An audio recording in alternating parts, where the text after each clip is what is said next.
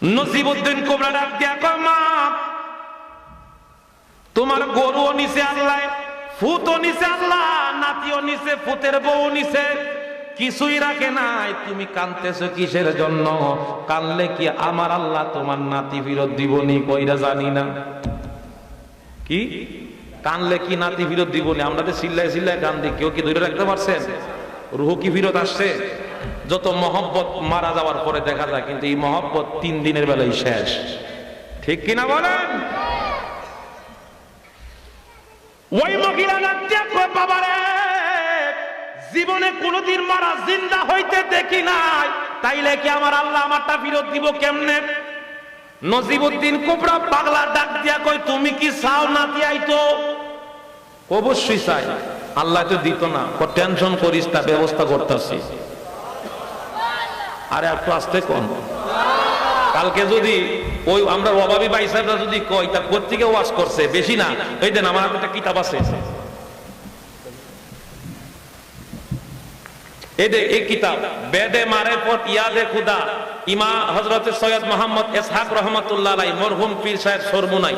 এটা কি আমদার ভিন্ন হেরা মাসতে কোন পিটাগাড়া হেরার উস্তাদ গুরুটা ওনাদের বুজুর্গের দিন, ওই বুজুর্গের দিন এই কিতাবই ওয়াজ করছে। ফতোয়া গেলে হের হুজুরের বিরুদ্ধে দেব, আমরা কি তাইছে গেছে? কথা কোন ঠিক কি না? কিন্তু আমরা বিশ্বাস করি আল্লাহ পাক চায় তো তার বন্ধুদের গোলামিয়াতের মাধ্যমে আল্লাহ করাইতে পারে। পারে কি পারে না?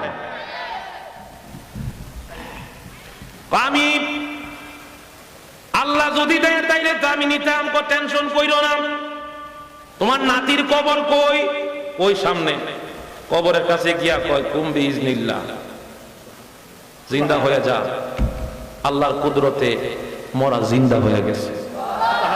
আরো জোরে। আবার কালকে আবার আপনারা কুতুবগিরি কইরা আবার যায় না গুরুস্থান জিন্দা করতে। এই ক্ষমতা আপনার আমার নাই, আসেনি। এখন গরু কি গরু লাগবো নি? গরু হইলে তো ভালোই আছে, গরু দুধ দিব খাইতাম। গরুর ভাষার মধ্যে লাত্তি দিয়া হয়, উঠ। গরুর ভাষার মধ্যে হাত মারছে পাগল, এই গরু আম্বা আম্বা করতে গেছি। এই যে দুইটা কাজ দিয়ে করছে, এটা কি শরীয়ত বিরোধী না শরীয়ত পক্ষে? সম্পূর্ণ শরীয়ত। জোরে বলেন শরীয়ত। যেরকম আজকে ওলি আল্লাহর বিরুদ্ধে ওয়াজ করলে, ওলি আল্লাহদের পক্ষে ওয়াজ করলে আরেক দল ওলি আল্লাহর বিপক্ষে ফতোয়া দেয়, আছে না নাই? এই বাংলাদেশে গত 24শে অভ্যুত্থানের পরে আল্লাহর ওলিদের মাজারের উপরে যে অত্যাচার নির্যাতন হয়েছে, এতে বোঝা যায় আগামীর বাংলাদেশের উপরে কি গজব যে নাজিল হবে একমাত্র আল্লাহই ভালো জানে। কথা বলেন ঠিক কিনা? কারো সিলে খাইছো ভাইসা মোল্লা চিনছো না? ইসলাম কত ইসলামী আছে, কিন্তু এই দেশে যদি থাকতে হয়, এই দেশে যদি অবস্থান করতে হয়, আল্লাহর ওলিদের প্রতিষ্ঠিত ইসলাম ছাড়া অন্য কোন ইসলাম আমরা বিশ্বাস করি না। কথা বলেন ঠিক কিনা? কারা কারা বিশ্বাস করেন একটু হাত আল্লাহকে দেখায় দেন। নারে তাকবীর, নারে রিসালাত। সকলে হাত থামান। ফাঁসার মধ্যে লাত মারছে, উঠতে গেছি গিয়া। এই যে পাগলাতে এই যে পাগলামি করছে এলাকার মোল্লা মুন্সি যারা আছে, এরার কানে আওয়াজ গেছি গিয়া, নজিবউদ্দিন পাগলা দি মরা জিন্দা কইরা লাইছে রে। সমস্ত আলেম ওলামারা বোর্ড ফতোয়া বোর্ডের মধ্যে বৈশা সবাই তারে কাফের ফতোয়া দিল। এখন কাফের হওয়ার কারণ ইসলামিক রাষ্ট্র আইন অনুযায়ী তাকে তোমরা শিল দিয়া তাকে ফাঁসিতে ঝুলাইয়া হত্যা করতে হবে, না হলে মাথা থেকে গাগার থেকে মাথা আলাদা করে দিতে হবে। এই কথাগুলা যখন এলাকার মধ্যে কানাঘুষা চলতেছে, কাফের হয়ে গেছে, কাফের হয়ে গেছে, কাফের হয়ে গেছে। নজিবউদ্দিন পাগলা এই কথা শুইনা জমিনের মধ্যে ঠিক থাকতে পারে নাই। লোকালয় এলাকা সাইরা জঙ্গলার মধ্যে গিয়া কান্দে, আল্লাহ গো, আজকে শরীয়তের বিপক্ষে কাজ করার কারণে কাফের হয়ে গেলাম। এই জমিনে আর শরীয়ত বলতে আর কিছু থাকবে না। এলাকার সমস্ত উলামায়ে কেরাম, এলাকার রাজ্য বাদশাহ সহ সবাই একত্রিত হইয়া বোর্ডের মধ্যে ফতোয়া দিল, তারে সুর মাথা আলাদা করে দিতে হবে, না হলে তাকে ফাঁসিতে ঝুলানো হবে। সমস্ত ব্যক্তিরা একত্রিত হইয়া সবাই যখন এই জায়গার মধ্যে আসলো, ইমাম নজিবউদ্দিন কুবরা রহমাতুল্লাহ আলাইহিকে উপস্থিত করা হলো। উনি উপস্থিত হইয়া বলতেছে, আমি যদি আমার নিজের বিচার করি তাইলে কি হইবনি? সুবহানাল্লাহ কইতেন না? তোমরা কি বিচার করবা? তোমাদের বিচারের আগে আমার নিজের বিচার আমি নিজে করবো। কেমনে করবা? আমার বুইরা আঙ্গুলের মাথার থেকে দুইরা মাথার চালু পর্যন্ত যত চামড়া আছে সব টাইম না আমি নিজে নিজে ছিলবো। সুবহানাল্লাহ কইতেন না? এই সমস্ত আলেম উলামা, সমস্ত ফতোয়া বোর্ড, ওই সমস্ত কাঠমোল্লাদের সামনে ইমাম নজিবউদ্দিন কুবরা রহমাতুল্লাহ আলাইহি নিজের চামড়াগুলা, শরীরের শরীয়তের চামড়াগুলা ছিঁড়ে সমস্ত কিছু বার করে গোশতগুলাকে বের করে দিল। এখন গোশত যারা শরীয়তের মধ্যে, শরীরের মধ্যে কোনো চামড়া নাই, চামড়া নাই। কারণ নজিবউদ্দিন কুবরা বলতেছে গোশতের উপরে শরীয়তের চামড়া হলো চামড়া, এটার নাম হলো শরীয়ত। শরীয়ত লঙ্ঘন করার কারণে আজকে সেই শরীয়তের চামড়া গায়ে থেকে ছিঁড়ে দিলাম, আমার নিজের শাস্তি নিজে দিলাম, তোমাদের শাস্তি দেওয়া লাগবে না। আমি তোমাদের কাছ থেকে আলাদা হয়ে জঙ্গলার দিকে রওনা হয়ে গেলাম।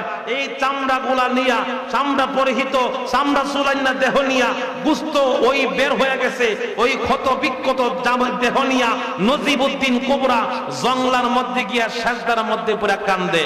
গফুর রহিম নাম তোমার আল্লাহ, ও আল্লাহ, ও আল্লাহ, জলিলুল জাব্বার নাম তোমার,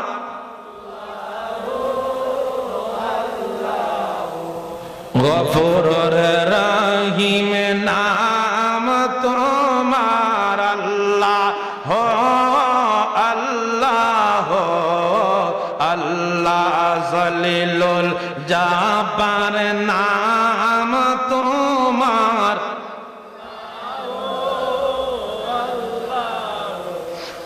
ওই পাগলা চোখের পানি সারা কান্দে, মাবুদ দুনিয়ার মানুষ আমারে চিনল না, যার কারণে নিজের বিচার নিজে কইরা আজকে সাজদার মধ্যে পুরা কান্দি। এইদিকে সকাল বেলা যখন সূর্যি মামা আকাশের মধ্যে উঠে, লাল না কালা, পাওয়ার কম না বেশি, সূর্য ডাক দিয়া কয়, আল্লাহ শরীয়তের ভিতরে তরিকত হলো দেহের গোশত, এর দেহের গোশতের উপরে শরীয়তের কভার হলো চামড়া। তোমার বন্ধু তো শরীয়তের চামড়া সব উঠায়া লাইছে, এখন ওই তরিকত নামক গোশতের মধ্যে আমি সূর্য হইয়া তোমার বন্ধুর গায়ে কেমনে আমি তাপ দেই? আর একটু জোরে, আরো জোরে। আল্লাহ যতক্ষণ পর্যন্ত শরীয়তের চামড়া নজিবউদ্দিন কুবরার গায়ের মধ্যে না লাগাইবা, ততক্ষণ পর্যন্ত তোমার কাছে দোহাই দিয়া কই আমারে তুমি উঠার কথা বইল না, আমি তোমার বন্ধুর পক্ষে বিপক্ষে না। আর জবান খুলে কন্না আল্লাহু আকবার। গের খেলাবে বসে থাকো, গের খেলাবে বসে থাকো, তালা জিঞ্জিল খোলো না, প্রিয় জনে জানে বাহানা, বাবা নুরিনা প্রিয় জনে জানে বাহানা। ৭০,০০০ পর্দার ভিতরে লোকাইয়া রইলে কি সন্ধানে পাব দয়াল বলিয়ানা, বলিলে রূপ দেখাইয়া চইলা গেলা, রূপ দেখাইয়া চইলা গেলা, আমায় করে দেওয়ানা, একবার আমার দেনে আসো না বাবা মাওলানা, একবার আমার দেনে আসো না। জবান খুলে কন্না আল্লাহু আকবার। মাগরিব ফজরের আযান হয়ে গেল, জামাত শেষ হয়ে গেছে, এরপরও জমিনের মধ্যে আকাশের সূর্যের তাপ পড়ে না, অন্ধকার। বেলা তো বেলা বাড়তে শুরু করলো, অন্ধকার আলোকিত হয় না। সমস্ত ব্যক্তিরা, এলাকার জনগণরা, কারণ এটা তো জমিনের খবর, এটা কিসের খবর? জমিনের খবর আর আসমানের খবর। আসমানের খবর মোল্লা মুন্সির কাছে আছে, পাবলিকে বিশ্বাস করে, আর জমিনের নেতাগিরির খবর এলাকার মেম্বার চেয়ারম্যানের কাছে আছে। কথা কন না, জোরে বলেন। ঠাডা ঝিলকি তুফান আসলে পরে দোয়া কি আপনারা মেম্বারের কাছে শিখেন না হুজুরের কাছে শিখেন? কথা কন না। মসজিদে কি মুসল্লি কমে না বাড়ে? কথা কন না। যখন পাঁচতলার মধ্যে বেড়ে নামাজের সময় হয়ে যায়, আসসালাতু খায়রুম মিনান নাওম, নামাজ থেকে, ঘুম থেকে নামাজ ভালো কি ভালো না? কিন্তু এবারে ফার্স্ট এই যে মুয়াজ্জিন ডাকতেছে, বছরের বছর বছর বছর ডাকে, খবর নাই। যখন আল্লাহ জমিন দেখো একটু লাড়া দেয়, হে পাঁচতলার থেকে নিচতলার অটোমেটিক লাইন বাজে কে? ঠিক নি? এদিন দেখা যায় মসজিদের জায়গাও না কেউ। তোমাদের তো জীবনে কোনোদিন মসজিদে দেখলাম না আল্লাহ নু মিস কল দিছে, ঠিক কিনা? আল্লাহ কি দিছে? কষ্ট হইতেছে, খারাপ লাগতেছে, আল্লাহু আকবার কোন জবান খুলে বলি আর রাসূলুল্লাহ। হুজুরের কাছে আইলে, হুজুর নামাজ পড়ে দিলাম, এখনো তো আলো হয় না, অন্ধকার। অন্ধকার ঘটনা কি? হুজুররা কয় আমরা তো বুঝতে পাইতেছি না যে কিয়ামত নিয়ে হয়ে গেছি গিয়া। সমস্ত হুজুর উলামায়ে কেরাম একত্রিত হইয়া বাদশার কাছে গেছে। হুজুরের জ্ঞান আর বাদশার জ্ঞান কি এখনি? কথা বলেন। বাদশার কাছে যখন গেছে, বাদশাহ কয় বুঝছিও খেলা তো এই জায়গা না, খেলা তো ওই জায়গা। কোন জায়গায়? ওই পাগলের কাছে। তোমরা যে এই পাগলের বিরুদ্ধে তোমরা কি করলা? পাগলটাতে জিজ্ঞাসা করা হলো না তুমি এই ঘটনা ঘটার কারণ কি, এটার পিছনে হাকিকত কি, এটা কিভাবে করলেন? পাগলা কি নিজের কথা কইছে না আল্লাহর কথা কইছে? এটা কিছুই কইলাম না।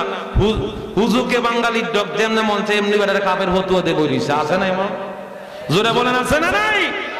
আমাদের জাতীয় কবি নজরুল ইসলাম একটা কথা বলতে গিয়া বলছিল, আমি খোদার বুককে লাথি মারি। কি কইছে? খোদার বুকে লাথি মারে। এখন কি নাউজুবিল্লাহ না সুবহানাল্লাহ কইবেন? কি কইছেন? নাউজুবিল্লাহ কইছেন। বুঝা কইছেন না, কিন্তু না বুঝই এসকেট ঠেলা। যেমন হুজুরের উপর ঠিক না বেটি, পাবলিক উপর ঠিক, আমার বউ মরছে কইডো ঠিক। আছে না নাই?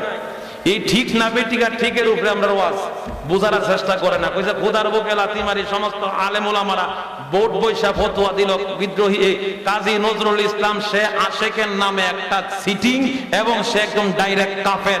আল্লাহর বুকে লাথি মারা কি সাধারণ ব্যাপার? দেখি মুসলমানের কাজ। কাজী নজরুল ইসলামকে প্রশ্ন করা হলো যে কোন এক পর্যায়ে, উনি বললেন এই যে তারা আমাকে ফতোয়া দিল, কাফের ফতোয়া দিল, আজ পর্যন্ত আমার কাছে কোন মুফতি মুহাদ্দিস আলেম আইসা জিজ্ঞাসা করলো না, ও কাজী নজরুল ইসলাম সাহেব আপনি যে বললেন খোদার বুকে লাথি মারেন, এটার ব্যাখ্যাটা আপনি আমাদেরকে দেন। ব্যাখ্যা কেউ জানলো না, আলোচনা কেউ করলো না, সমালোচনা করতে বড় মজা লাগে। কথা বলেন ঠিক কিনা? আমি কোন খোদার কথা বললাম? আমরা এই হুজুরের মুখ থেকে শুনি আমার খোদাকে দেখা যায় না, ছোঁয়া যায় না, আল্লাহ নিরাকার। কথা কন না, কথা বলেন। আল্লাহর কি বুক আসেনি? আল্লাহ আল্লাহর মতো। কথা বলেন। তাহলে তারার ওয়াজেই তো আমি তাদেরকে ফতোয়া দিব। তারাই কইতাছে খোদার কোনো বুক নাই, খোদার কোনো আকার নাই, আল্লাহ আল্লাহর হালতে থাকে। তাহলে আমার খোদার যদি বুকই না থাকে, লাত্তি দিমু কারে?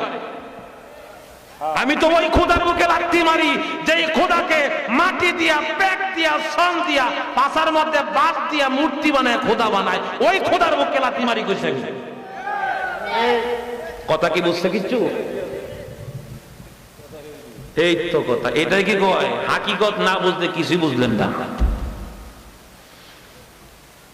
ওই সমস্ত ওলামায়ে কেরামদেরকে নিয়ে একত্রিত হইয়া নজিবউদ্দিন কুবরার কাছে যখন গাওয়া হলো, নজিবউদ্দিন কুবরা সাজদার মধ্যে পড়া চোখের পানি সারা কান্দে আল্লাহর জিকির করে, আল্লাহ আল্লাহ আল্লাহ আল্লাহ আল্লাহ আল্লাহ আল্লাহ।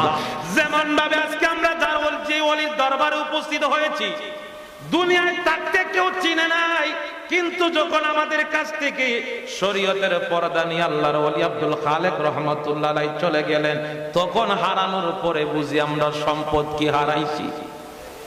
কথা কোন ঠিক কি না? নজিবউদ্দিন কুবরার কাছে মাপ চাইল, হুজুর আল্লাহর দোহাই লাগে আপনি মাফ করে দেন, আমাদেরকে আমরা ভুল করছি। হুজুরে কই ভুল করো না, শরীয়তে যা মামলা হওয়ার যা রায় হওয়ার সব কিছুই তো আমি কইরা দিছি, শরীয়তে এটা সম্পূর্ণ কুফরি, কিন্তু আমি যা করছি একমাত্র আশেক আর মাসুকের প্রেমের খেলা। হুজুর আপনি যদি আল্লাহর কাছে দোয়া করেন গো, আমার আল্লাহ আমাদেরকে দুনিয়ার মুখ দেখাইবো, বেলা গড়াইয়া প্রায় 10টা 11টা হয়ে যায়, কোনো পর্যন্ত অন্ধকার যায় না। নজিবউদ্দিন কুবরা আল্লাহর বন্ধু, আল্লাহর পাগল, চোখের পানি ছাড়া কান্দে, আল্লাহ আমি এক পাগলের কারণে তোমার কতগুলি বান্দারে তুমি আটকায় রাখছো, এটা তো ঠিক না। আল্লাহ আমার মনে যা আছে সমস্ত কিছু বাদ দিয়া দিলাম, আমি তাদের প্রতি খুশি আছি, তুমিও খুশি হইয়া যাও। আরো জোরে। তাহলে আল্লাহর ওলিদেরকে বেজার করলে যদি আল্লাহ জাগ্রত সূর্যকে যদি ডুবাইতে পারে, এই সোনার বাংলায় ওলি আল্লাহর বিরুদ্ধে যারা অবস্থান করবে অস্তিত্ব থাকবে না, অস্তিত্ব থাকবে না। কথা বলে ঠিক কিনা?